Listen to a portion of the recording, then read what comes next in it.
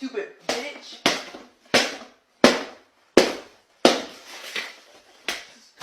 Stupid bitch. Little bit of bitch could have been my friend. Now you better walk, yeah.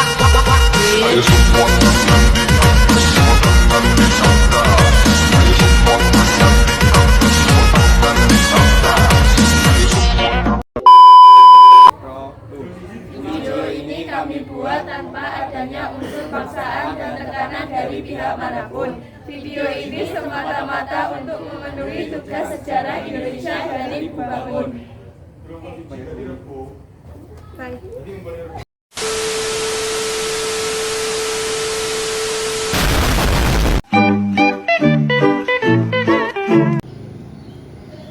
Mas pergi.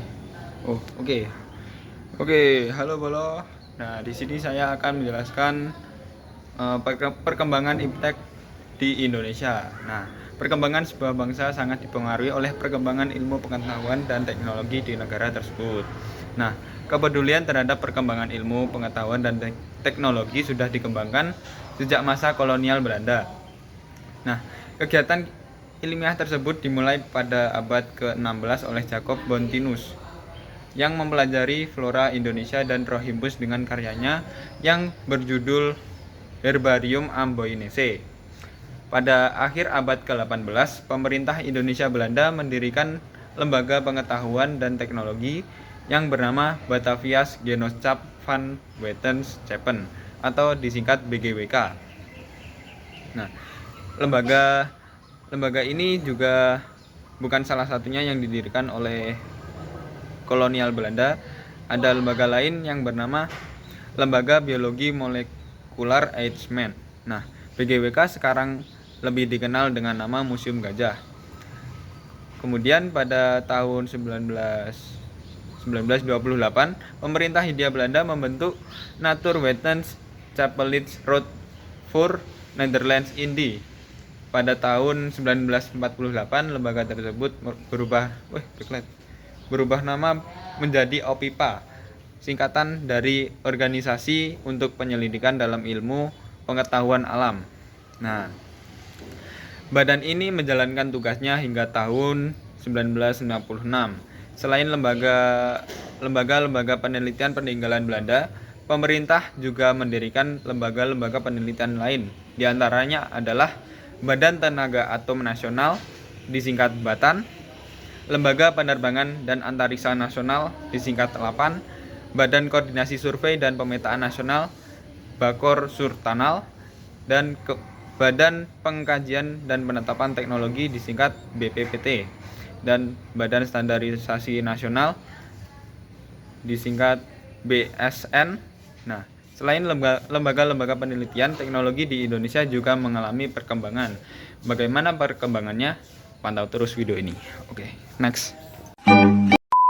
Pada tanggal 16 Agustus tahun 1976 merupakan awal bagi revolusi teknologi komunikasi di Indonesia dengan mengembangkan sistem teknologi komunikasi berbasis satelit. Sistem komunikasi satelit yang dikembangkan oleh Indonesia dikenal dengan sebutan Sistem Komunikasi Satelit Domestik Palapa atau yang biasa disebut dengan SKSD Palapa. Penamaan Palapa ini diambil dari Sumpah Patih Gajah Mada dalam upaya penyatuan wilayah Nusantara. Pengembangan SKSD Palapa didukung oleh 40 stasiun komunikasi di bumi yang tersebar di 26 provinsi di Indonesia dan 14 tempat-tempat strategis lainnya. Pengembangan satelit ini membawa Indonesia menjadi negara berkembang pertama yang memanfaatkan satelit untuk komunikasi domestik yang mengintegrasikan komunikasi di seluruh wilayah Nusantara. Dalam penerapannya, satelit ini mampu meningkatkan kualitas komunikasi publik seperti kualitas penerimaan televisi dan radio. Selain teknologi komunikasi, ada juga pengembangan transportasi. Salah satunya adalah pengembangan jalan bebas hambatan atau jalan tol. Pembangunan jalan tol pertama adalah jalan tol Jakarta-Bogor dan Ciawi yang dikenal dengan sebutan Jalan Tol Jagorawi. Pada tahun 1987, pemerintah juga membangun jalan tol dalam kota yang menghubungkan Cawang Tanjung Priok dengan menggunakan teknologi Sosrobahu. Tidak hanya di Indonesia, teknologi Sosrobahu juga digunakan di Amerika Serikat, Malaysia, Filipina, Thailand, Singapura, serta Korea. Pada tahun 1997, panjang tol di Indonesia mencapai 553.418 km, baik yang dikelola oleh jasa marga maupun swasta. Selain teknologi sosro bahu, pembangunan jalan tol juga memanfaatkan teknologi cakar ayam. Teknologi ini berawal dari permintaan Bung Karno untuk menyukseskan Asian Games. Teknologi cakar ayam ini mampu membangun pondasi di wilayah rawa-rawa. Teknologi ini kemudian digunakan dalam pembangunan lapangan parkir pesawat di Bandara Juanda Surabaya dan di Bandara Polonia Medan. Booming minyak pada tahun 1970 memberikan keuntungan bagi pemerintah Indonesia. Pada masa Orde Baru merancang alih teknologi tinggi, khususnya pembuatan industri pesawat terbang nasional. Presiden Soeharto memanggil pulang ahli aeronika lulusan Universitas Aachen di Jerman, yakni B.J. Habibie pada tahun 1974.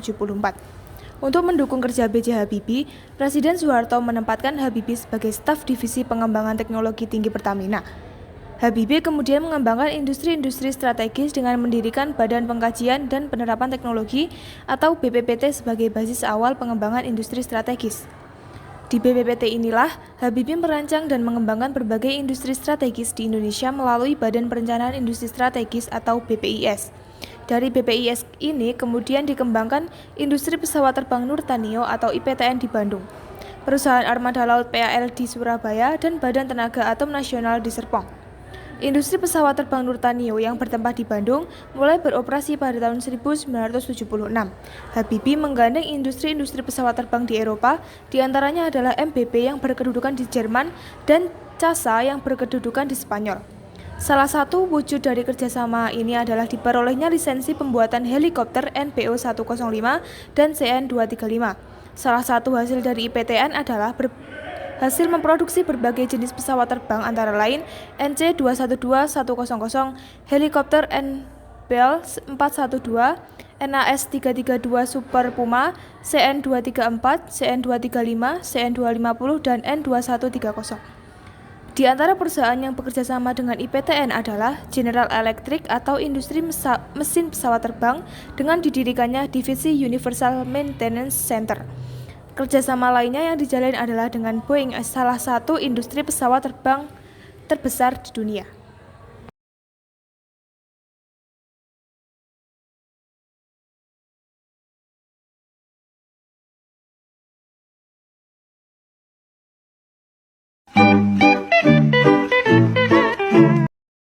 Selanjutnya ada Revolusi Hijau. Revolusi Hijau merupakan salah satu program pemerintah yang dilakukan oleh mahasiswa Fakultas Pertanian Universitas Indonesia pada masa Orde Baru.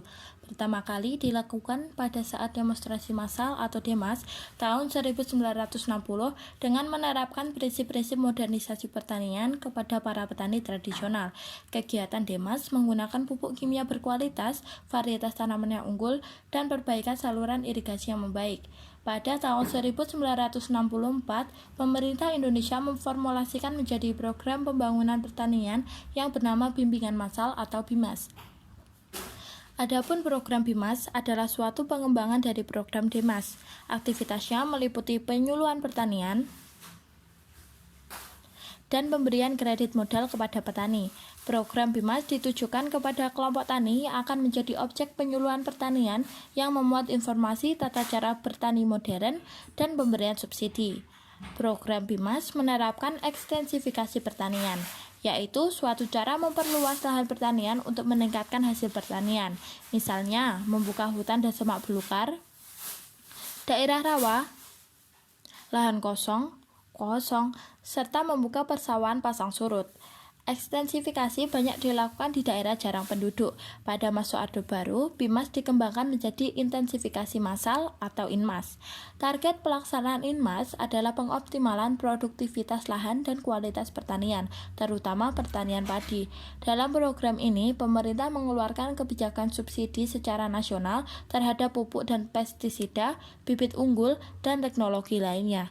Sistem pertanian yang dikembangkan adalah sistem intensifikasi pertanian, yaitu pengolahan lahan pertanian yang ada dengan sebaik-baiknya untuk meningkatkan hasil pertanian menggunakan berbagai sarana, yang dilakukan di Pulau Jawa dan Bali yang memiliki lahan sempit.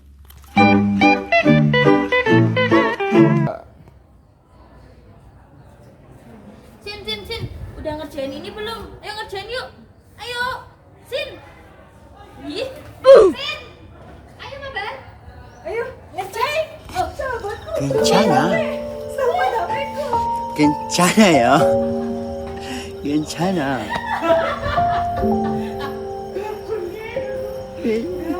괜찮아. Jadi hari ini kita akan belajar tentang matematika bab limit. Nah, di sini kita punya dasar ya teman-teman. A tambah A sama dengan 2A. Maka carilah nilai limit dari x menuju 0 dari x kuadrat dikurangi A per A.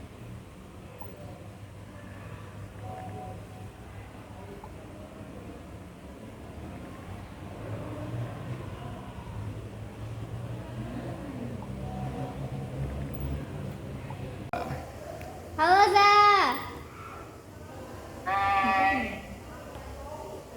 Kamu di mana? Ini lagi di Jakarta. Ini lagi di Jakarta.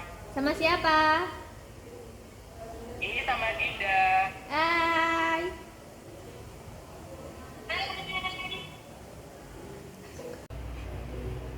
Ada apa ya?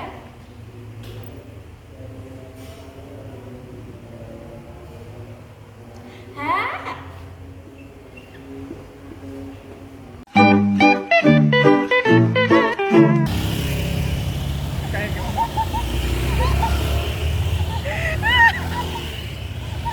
Tiga. Sin, ngerjain ini yuk.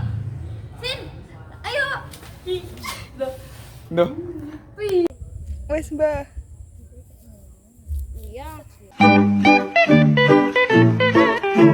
벗어나